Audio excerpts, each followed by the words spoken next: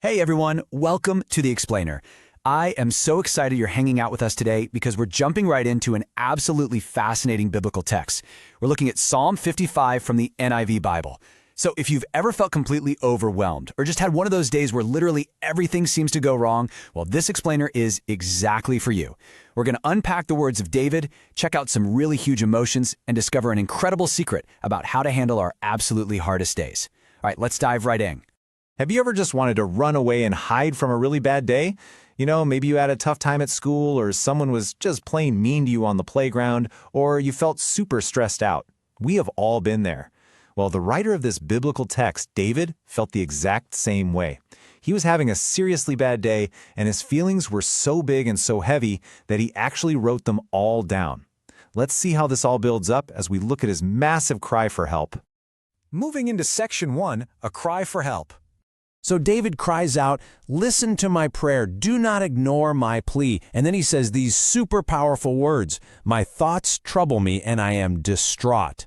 Now, distraught is a really big word. It basically means being so upset and worried that you can't even think straight. David is asking him not to ignore his prayer because he feels totally overwhelmed by the threats and the anger of the people all around him. He's right in the middle of a super messy situation. And David's feelings here? They were incredibly intense. He describes having anguish in his heart, the terrors of death falling on him, fear and trembling, and just complete horror overwhelming him.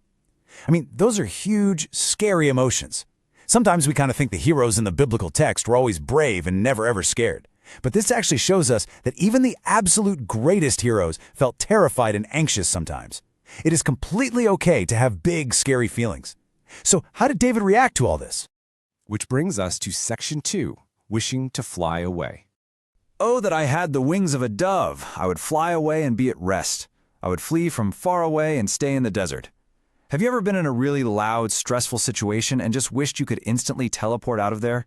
That is exactly what David is doing here. He's using this awesome visual metaphor, wishing he could just sprout the wings of a dove and fly far, far away from all the mean words and threats, straight into the quiet, peaceful desert. He goes on to say that he wants to hurry to a place of shelter far away from the tempest and storm.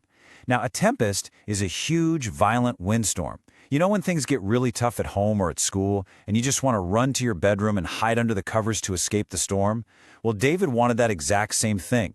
He just wanted a safe hiding place away from the chaos. But why was this storm so bad? Well, it reveals a pretty massive twist. Let's look at Section 3, the hurt of betrayal. Get this. The person causing all this trouble, the one making David want to just fly away, it wasn't a scary monster or some giant enemy army. It wasn't even a normal enemy.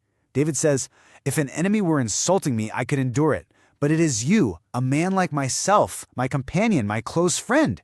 This was someone he used to enjoy sweet fellowship with at the house of God. They used to worship together. It hurts so much more when the person being mean to you is someone you thought was your absolute best friend. David compares this behavior to two very different things. He says his companion's talk was smooth as butter, and his words were more soothing than oil. That means he sounded super nice to David's face, right?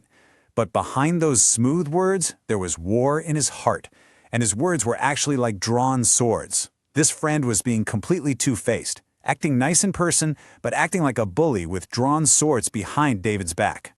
The biblical text also tells us that this companion attacked his friends and violated his covenant. Now, violating a covenant is just a very serious way of saying he broke a really, really important promise. Have you ever had a friend break a promise to you? It feels awful, doesn't it?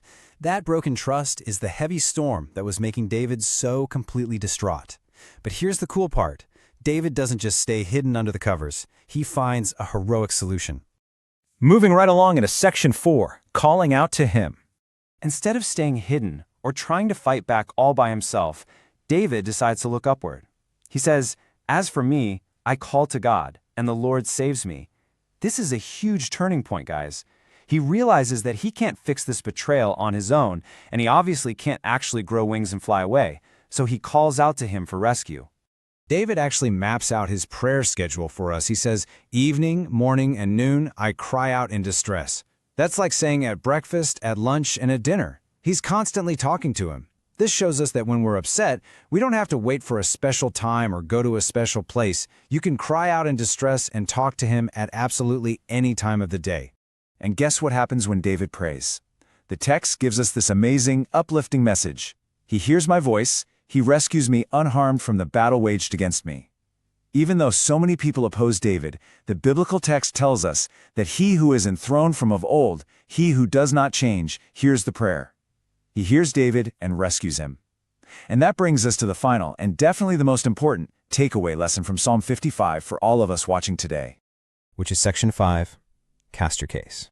Cast your cares on the Lord, and he will sustain you. He will never let the righteous be shaken. I want you to think about that word cast. It's kind of like when you have a super heavy backpack full of rocks and you take it off and just throw it or cast it onto a big, strong table. Your cares are all those heavy worries, your fears, and your sadness. David is telling us to take that heavy backpack of worries and throw it right onto him. Because when we do that, he will sustain us. And that just means he's going to hold us up, support us, and keep us steady so we aren't shaken by the storms around us. And there's another really great promise here. He will bring down the wicked. David says that he will deal with the bloodthirsty and deceitful people who cause harm. Now, why does this matter for you? Because it means you don't have to seek revenge. If someone is mean to you, you don't have to try to get even. You can trust that he takes care of true justice and will stop those who are deceitful from causing any more harm. So what should you do when you're feeling overwhelmed or having a terrible day? Step 1. Pray to him, whether it's evening, morning, or noon. Step 2, cast your heavy cares right onto him. And step 3, trust that he will sustain you and keep you totally steady. David finishes his whole psalm by proudly declaring, "But as for me, I trust in you." And you know what? That's exactly what we can say too. So as we wrap up today's explainer, I really want to leave you with this final super important question to think about. What heavy care will you cast on him today? Think about that heavy backpack you might be carrying right now. Is it a worry about school? Maybe a hurt feeling from a friend? Whatever it is, remember David's words in the biblical text. You don't need the wings of a dove to escape. You can hand those worries over to him right now and trust him to hold you up. Thanks for exploring Psalm 55 with me, and I'll see you next time.